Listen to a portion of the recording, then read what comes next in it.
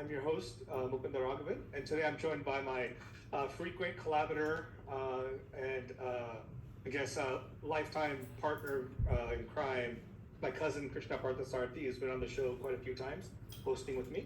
And then today we have an eminent scholar, someone I've been trying to reach out to for a very long time, and who I've watched. He's produced so much articles, books, and video content over the past decades that the work he's done is, to be honest, is such an amazing yeoman service to most of us ignoramuses when it comes to shastras and culture and music and art.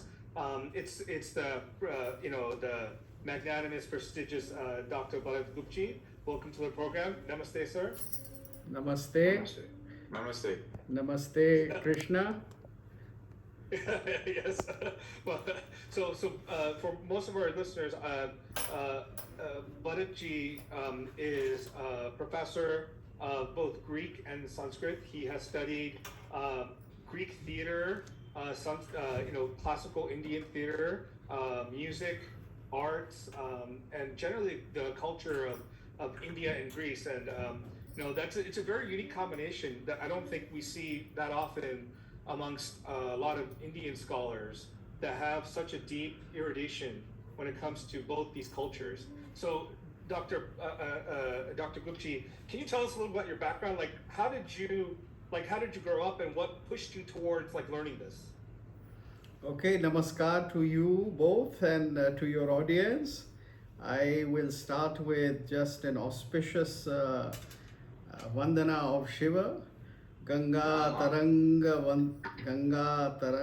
Ramaniya Jata Kalapam Gauri Nirantara Vibhushita Vama Bhagam Narayana Priyamananga Madapaharam Varanasi Purapatim Bhaja Vishwanatham Varanasi Purapatim Bhaja Vishwanatham. So with our respects to the creator, sustainer and destroyer of this world, Shiva, we begin this interview. Now, you asked me about my background, and which means how I grew up and what are the books that I became acquainted with, and what was my childhood samskaras. Yeah. That's that's what make up a person. By the age of 10, I think your life direction is more or less decided, or at least the potentialities are decided, and then you develop.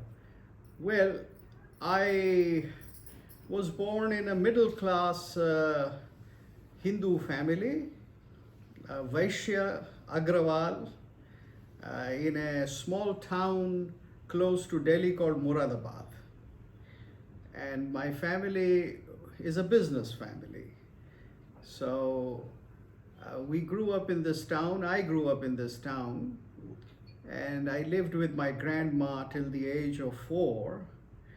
And then I was very close to this town, even though my father moved to Delhi when I was 2.5. And I stayed behind with my grandmother. And then I came over to Delhi and went to school. Now, my forming days were just these.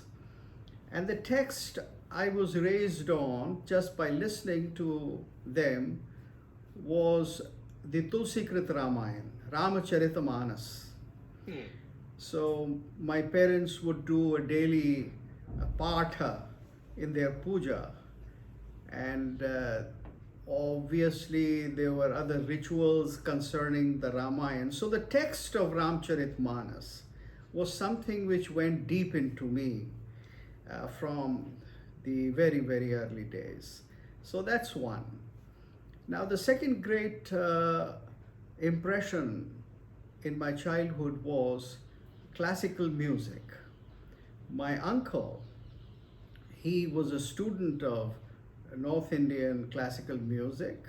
He learned music, and very frequently some very eminent musicians would visit our house. So I heard nothing but classical music till the age of 16. Uh, there was no radio then in our house.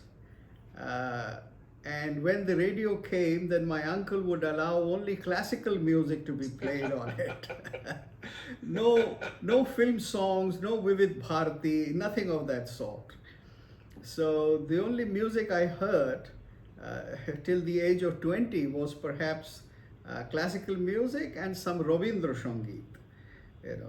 That was also something I liked. So I would say that these two things were my forming influences. They were the ones.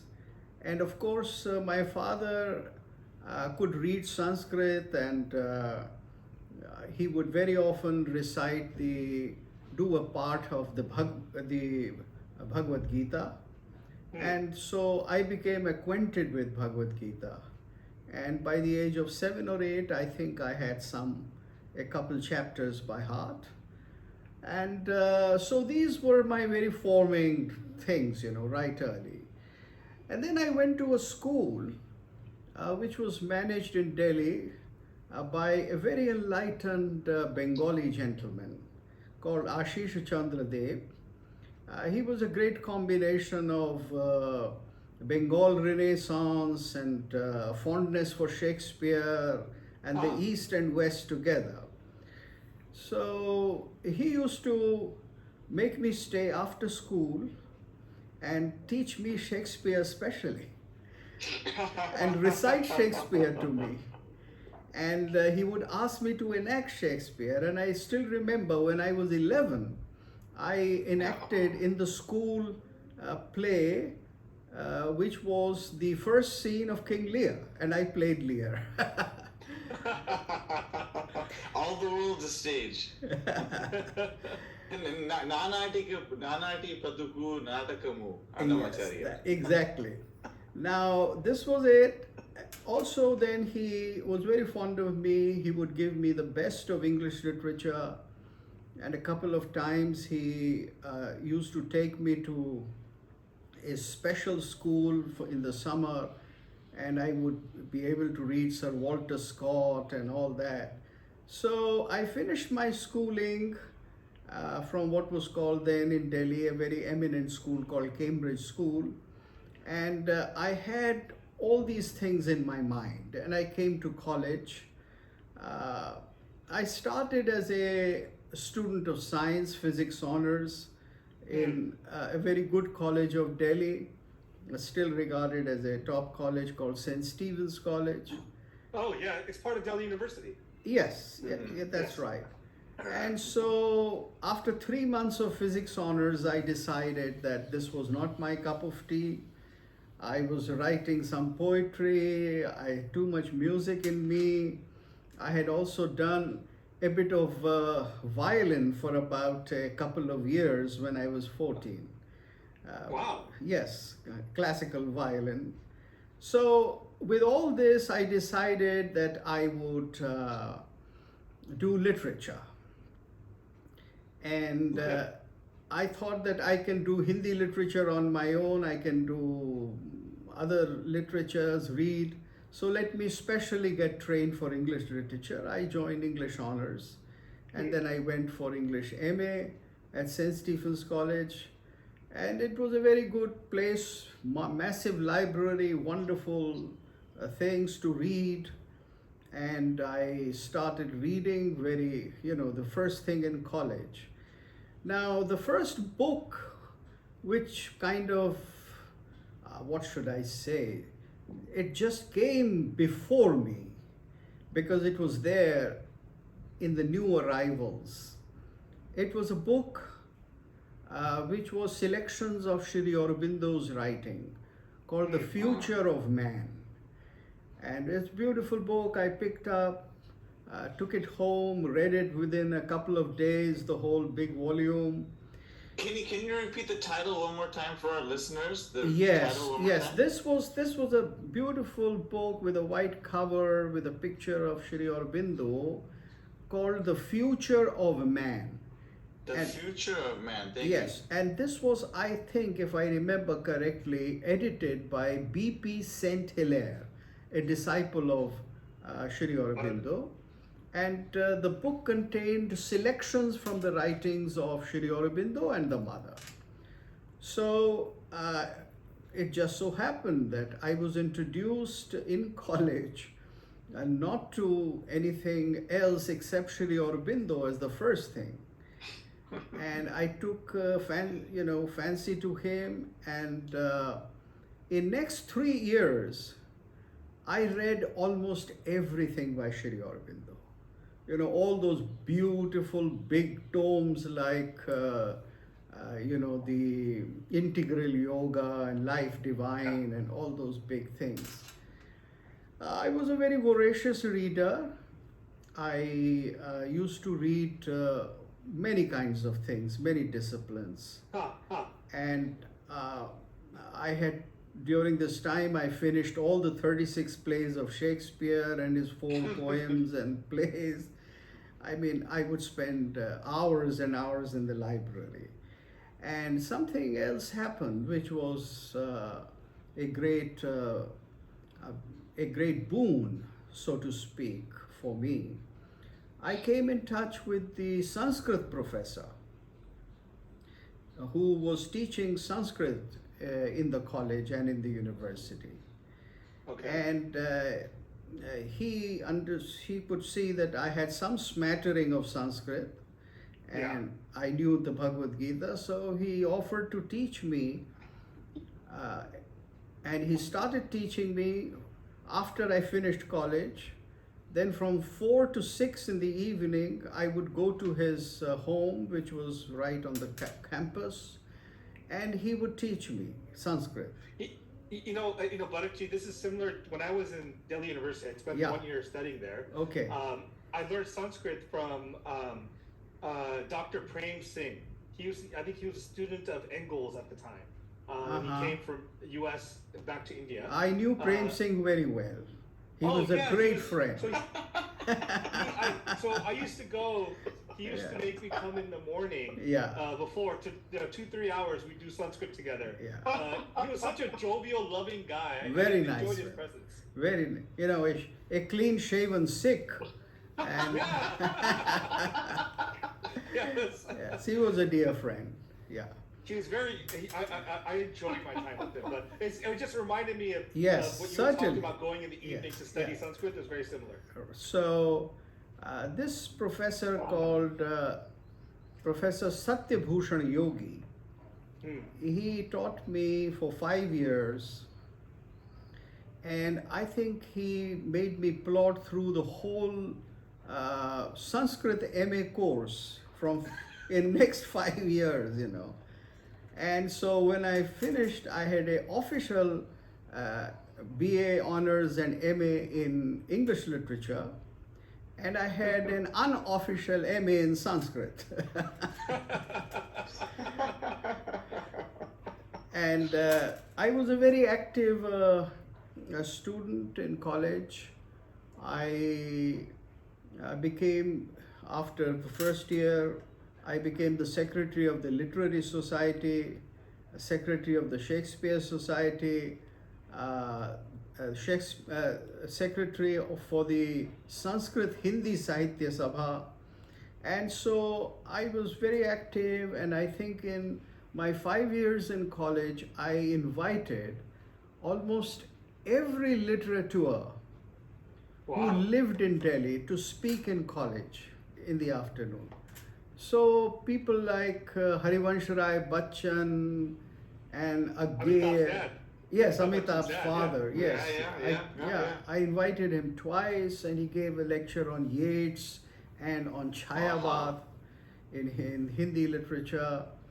And there were other, famous names living at that time: Sumitranandan Pant and Ramsdhari Singh Dinkar, and whosoever was a noted writer in Hindi or English in Delhi. Janendra ji, and as I said, Agge, Sachidanand, Hiranand, Vatsyayana, Agge. So in 5 years, because I was the secretary, so I did this job, and on the whole, I had a wonderful time learning. So I would say that was my best period of life in a way. I, and then I finished my MA, and I came to United States, stayed and did some studies here for about a year in Utah for a PhD, and then for some things that happened, I moved on to Toronto. Okay. And I did an MA there. But in 1971 almost, I decided not to continue with my PhD in English literature at Toronto. Okay. The reason was very simple. In my 2 years in America, I gained nothing as far as English. Sorry.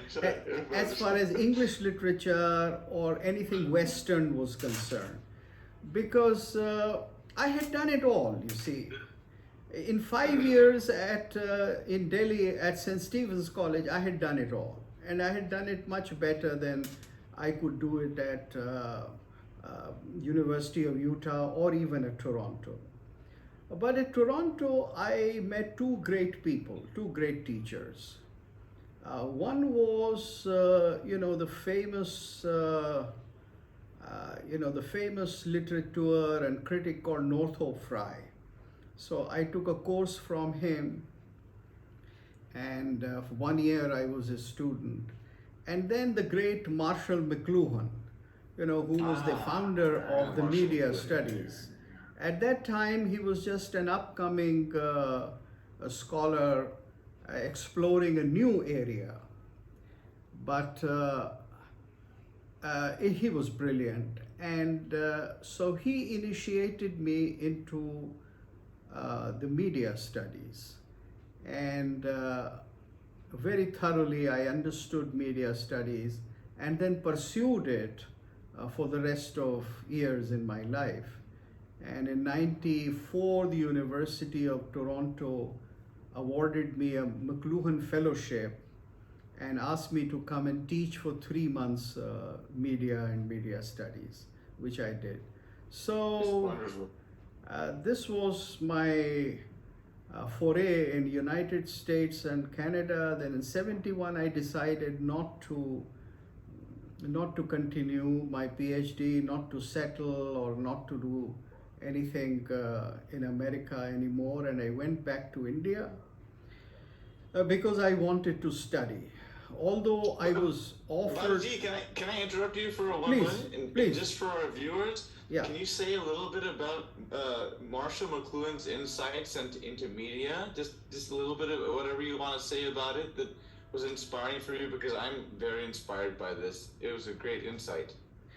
Can you say a little bit about that? McLuhan, now of course we, in history, we acknowledge him as the founder of media studies and the one who gave us an understanding as to what is media and how media has developed through centuries, right from cave painting to etching on the rocks and making initial scripts, writing on parchments and other kinds of material like in India, Bhurjapatra, etc.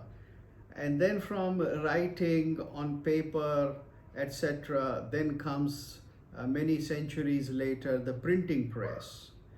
And after 600 to 700 years, the printing press is replaced by the typewriter, and then the computer, and then the television, and before that the radio. And you see, so these are all successive stages of media. But the most important thing that McLuhan said was this, that every media creates a new social environment. So when we were writing on leaves and stones, then technology and the society was arranged that way for transmission of knowledge. And there were people who controlled that transmission of knowledge or preserved that transmission of knowledge. And that whole social system was dependent upon the state of technology then. Then comes the printing press, the next great step. And with the printing of books, we had an entirely different social system that came into existence. Because it is now that texts were known to people, to women, to less rich people, to ordinary people. And books created a very different kind of person and personality. And books traveled far and wide, slowly, globally. Then, in the middle of the or early 20th century, there were recordings. You see, music could be recorded and sound could be recorded. And then comes the radio. So, technology creates a new class of knowledge transmitters and people who control knowledge. After that, we had the television. Now, McLuhan was in the age of television, so his writing was mostly on television. And he said that there is hot media and then there is cool media. So he said that there is hot media like the radio, in which very aggressive and powerful leaders emerge like Hitler and great speakers and orators. Then comes the cool media, television, in which you are able to see things deeply. And it is the visual which becomes important. And the verbal is not so important, is less important. So this is the cool media, as his definition. And then he gave this famous slogan, medium is the message. And then he came up with the second slogan, medium is the massage, which is very important. That medium is something that changes your whole system of thinking. So that's most relevant and most, prophetic kind of a slogan he gave. Medium is the massage. And we are still living in that age because the media is still giving us all kinds of massages. So this was McLuhan's contribution. He was greatly interested in Indian arts and an Indian system of transmission of knowledge. And all that helped me to apply and understand the Indian systems of knowledge transmission. And by the way, Balaji, we're the media right now. We are now the media. Yes, we are using the media, and this is the latest. In '94, when I was the McLuhan Fellow, then they tried what is called now video conferencing, and which we are doing right now. And I gave a small 20 minutes conference from University of Toronto, and the audience was at the University of Sorbonne, France, and in Los Angeles. So this was one of the pioneer conferences in the academic world. I was told that NASA had done it earlier, but then in the universities, this was the pioneer. And at that time, we thought that video conferencing would become common after 25 years or 30 years. But then it became common within 6 years, 5-6 years. By 2000, everybody had a laptop on which you could do video conferencing. So, as you must be aware of, this has changed relationships throughout the world. Medium has changed the relationships throughout the world. It has changed the power structures. It has changed business. And it has brought in the power of transmission of what we call, now we don't call it knowledge, but we call it data now. So there is transmission of data, and there is use and misuse of data, which has always been there earlier also, that certain things which you... Recording stopped. Recording in progress. Sorry, I think we lost you for a sec. I lost you. Sorry. Yes, never mind. We continue now. Yeah. So, the change in technology brings in new media, and media brings in a new social environment which is controlled by a new hierarchy of technologies. Now, this was something which was taught to me by McLuhan, which is a great truth, and I have been following that and analyzing that.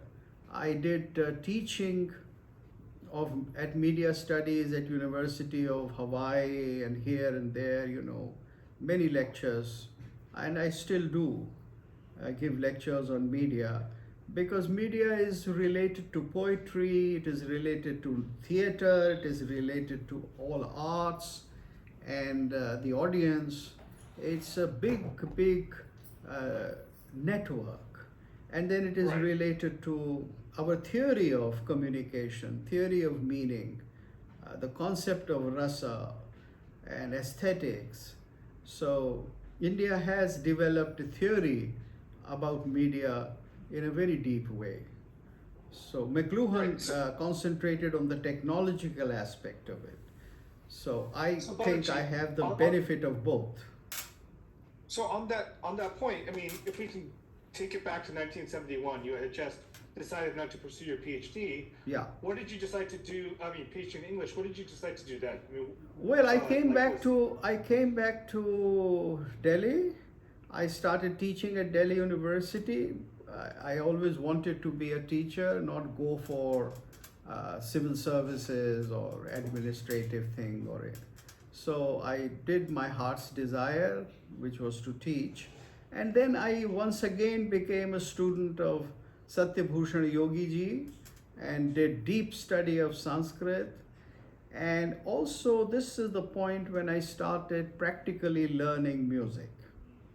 And for almost 10 years, I trained as a professional musician under Pandit Umashankar Mishra, who was the eldest disciple of Pandit Ravi Shankar.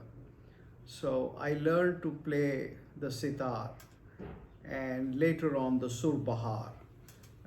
The sur bahar I learned from some other people. Basically, I did a self-teaching because there are not that many people who can teach you sur bahar.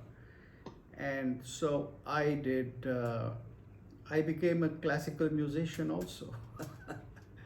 But I didn't want to pursue this as my career because it's not possible to have two careers. right. And I decided to keep to my career as a professor. And I also wanted to study the theory of music. And so Balaji, can I Yes. interrupt you for 1 second? Yeah. I had the pleasure of viewing one of your videos about discussing how ragas were called gramas originally. yeah. And it's so beautiful and how Madhyamam was, Mapadani and Magaresa. I never even considered this. But are you familiar with Professor Deepak Raja? Do you know him personally? No, I don't know him, but let me tell you, I was trained in musicology by two great stalwarts of 20th century. One was Swami Kripalananda. So Swami Kripalananda was a great yogi. I had only read his articles on ancient music and musical scales, right from Bharat Muni to Bhatkhande and all that, the whole series of texts that we have in India. And then I went to learn musicology from him. There I discovered he was a yogi of great heights and great achievement. And so he taught me musicology, the Natya Shastra, and various other texts that follow, which I did on my own, but he initiated me into musicology. And he also taught me Yoga Sutras and Hatha Yoga Pradipika and various texts of Shaiva Darshana. So then I came into contact, or rather was sent to the great Acharya Brihaspati. He was the most eminent musicologist of 20th century. And I became his disciple, and I learned musicology from him. So these are the two great teachers that I had, and I translated the 28th chapter of the Natya Shastra, which is the fundamental text of Indian musicology, the Swara Shastra, into English, along with the Sanskrit commentary of my teacher Acharya Brihaspati. And so that's one of the hats that I wear.